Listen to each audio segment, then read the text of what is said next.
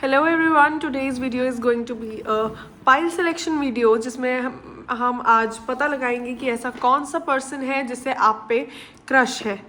ठीक है, किस पर्सन को आप पे क्रश है, उस पर्सन की पर्सनालिटी कैसी है। Here are the two piles, the pink one and the yellowish one. आप दोनों में से चूज़ करिए, जो भी पाइल आपको ज़्यादा अट्रैक्ट करती है वो पाइल आप पिक कीजिए एंड देन हम आपकी रीडिंग करनी शुरू करते हैं।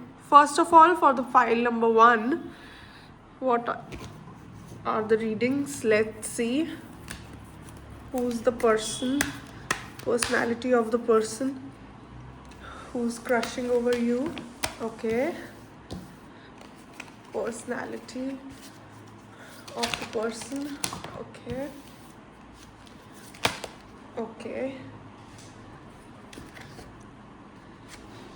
Okay, let's see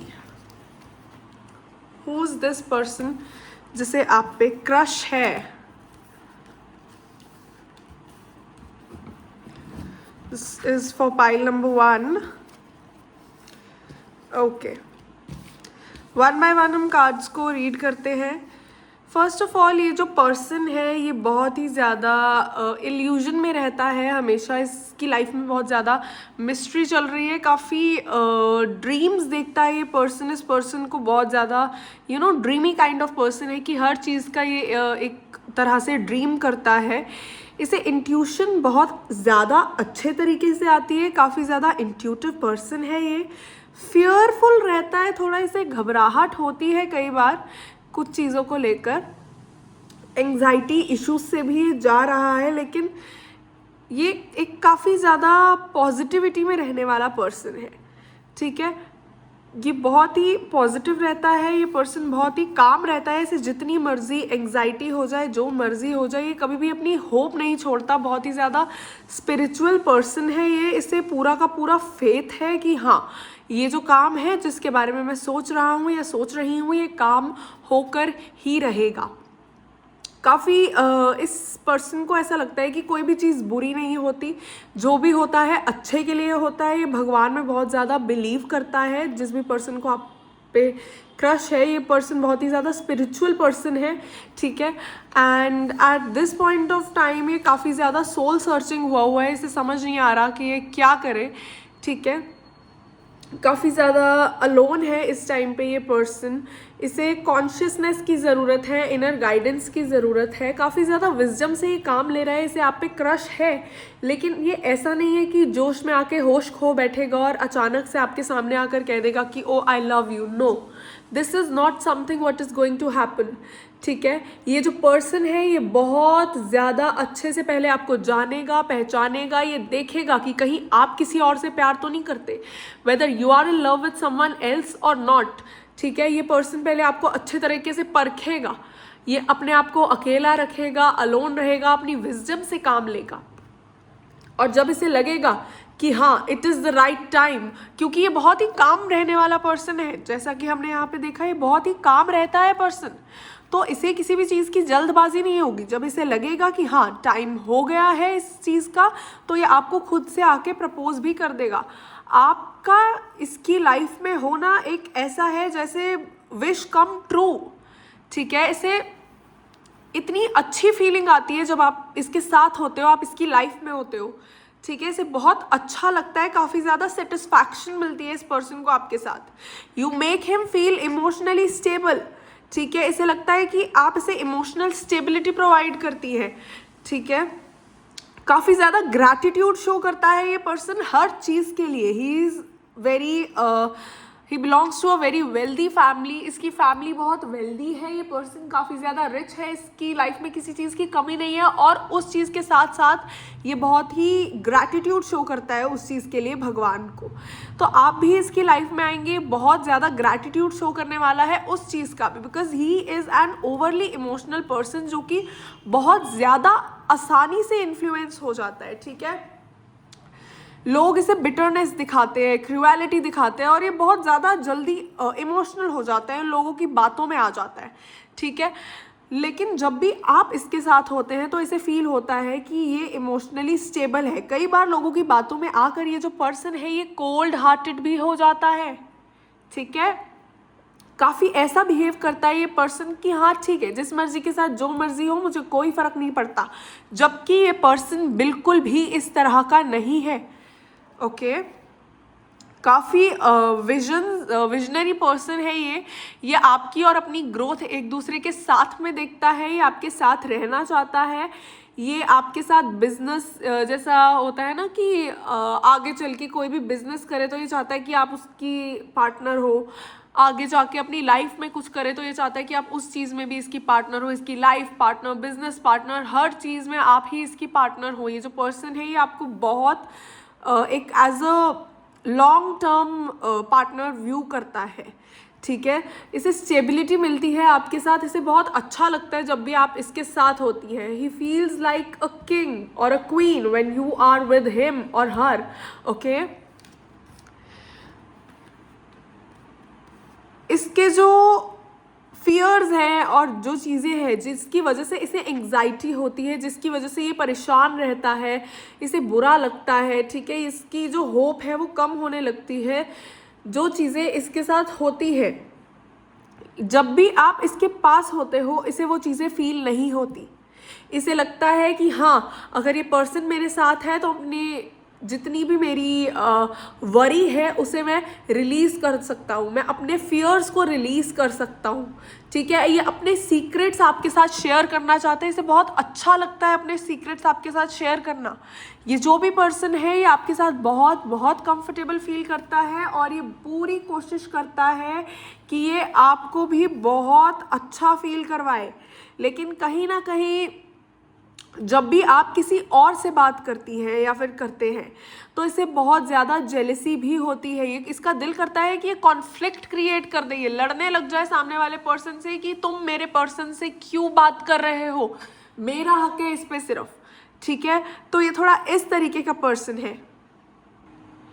ये चाहता है कि आप दोनों एक साथ मिलकर अपना घर बनाएं, ठीक है।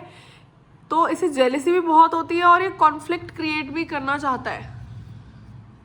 इस पर्सन को ऐसा फील होता है कि जब से आप इसकी लाइफ में आए हैं उसके अंदर बहुत ज़्यादा ट्रांजिशन आया है, काफ़ी ज़्यादा चेंज आया है इस पर्सन के अंदर। उसे लगता है कि जब से आप इसकी लाइफ में आए हैं या फिर जब से उसे आप पसंद आए हैं या वॉट एवर, जब से भी उसने अपना नाम आपके साथ जोड़ा है तो वो काफ़ी चीज़ों से मूव ऑन कर रहा है। उसके लाइफ में कुछ पर्सनल बैगेजेस थे, उसकी लाइफ में काफ़ी ज़्यादा एक्स्ट्रा रिस्पॉन्सिबिलिटी थी, उसने बहुत ज़्यादा हार्ड वर्क कराया और उसे लगता है कि उसे उस चीज़ की कंप्लीशन मिल रही है, ठीक है। उसे लगता है कि उसकी करी हुई चीज़ें, जितनी भी मेहनत उसने करी है जब से आप उसकी लाइफ में आए हैं, वो सब मेहनत का उसे फल मिल रहा है। He is very happy with you और वो आगे भी आपके साथ खुश रहना चाहता है, वो अपना फ्यूचर देख रहा है आपके साथ, ठीक है। जिस भी पर्सन को आप पे क्रश है वो अपने सारे बैगेजेस पहले रिलीज़ कर रहा है और मूव ऑन कर रहा है राइट नाउ। उसकी लाइफ में हो सकता है कि अभी स्टेबिलिटी ना चल रही हो, उसका जो फाइनेंशियली थोड़ा वो डार्क साइड से जा रहा हो, उसकी लाइफ में थोड़ी वेल्थ की अभी इस टाइम पे कमी चल रही हो, ठीक है, लॉस से वो गुजर रहा हो वो पर्सन। लेकिन अब उसे लगता है कि जब से आप उसकी लाइफ में आएंगे या फिर आई हैं, उसका ये सारा फेज जो है ख़त्म हो जाएगा और उसकी एक न्यू बिगनिंग होगी, ट्रांजिशन होगी उसके अंदर, ठीक है। एक जो गलत साइकिल चल रही थी उसे ऐसा फील होता है कि उसकी लाइफ में जो कुछ भी गलत हो रहा था उन सब चीज़ों का एंड हो जाएगा। This is the person who has crush on you और ये है उस पर्सन की फीलिंग्स, ठीक है। मैंने आपको पर्सनालिटी बता दी है, उस पर्सन की डिस्क्राइब कर दिया है कि वो किस तरह का पर्सन है, आपके बारे में क्या सोचता है। अगर आपसे ये रेजोनेट करे, आपकी लाइफ में जो भी पर्सन है उससे ये रेजोनेट करे, तो मान लीजिएगा कि that is the person who is crushing on you. Okay, so this was the reading for pile number 1। I hope you like the reading and resonate करी होगी। अगर रेजोनेट करी तो प्लीज़ बताइए एक बार कमेंट करके कि हाँ रेजोनेट करी या नहीं करी, या फिर क्या चीज़ आपको लगा कि बिल्कुल ही रेजोनेट नहीं करी। Okay, Now it's the time for the reading of pile number 2। हम कार्ड शफल कर लेते हैं। जिन जिन लोगों ने भी पाइल नंबर 2 चूज़ करी है उनके लिए इनके क्रश की पर्सनालिटी किस तरह की है।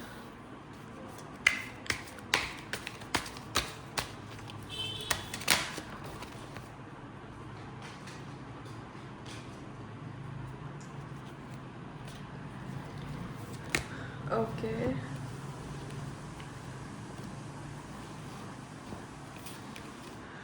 To more cards. ओके,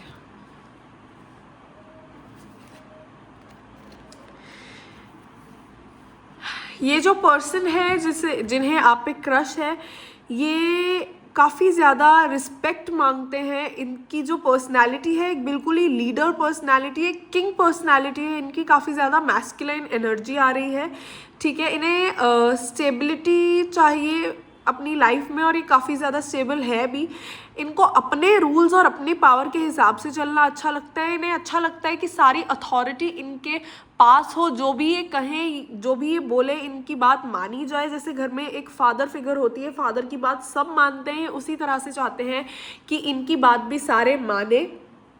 काफ़ी ज़्यादा कंट्रोलिंग नेचर है इनका, ये डिसिप्लिन क्रिएट करके रखना चाहते हैं और प्रैक्टिकलिटी में बिलीव करते हैं। इन्हें ऐसे अच्छा नहीं लगता कि कोई भी मन घड़त बातें बनाए या कोई भी ऐसे कहानियाँ बने या कुछ भी हो, नहीं। प्रैक्टिकल लाइफ में ये बहुत ज़्यादा बिलीव करते हैं। This person believes too much in practical life. Okay, इसे रिस्पेक्ट चाहिए बहुत ज़्यादा। जो पर्सन इसकी रिस्पेक्ट करेगा ये भी उसी पर्सन की रिस्पेक्ट करेगा, otherwise this person is not going to respect anyone.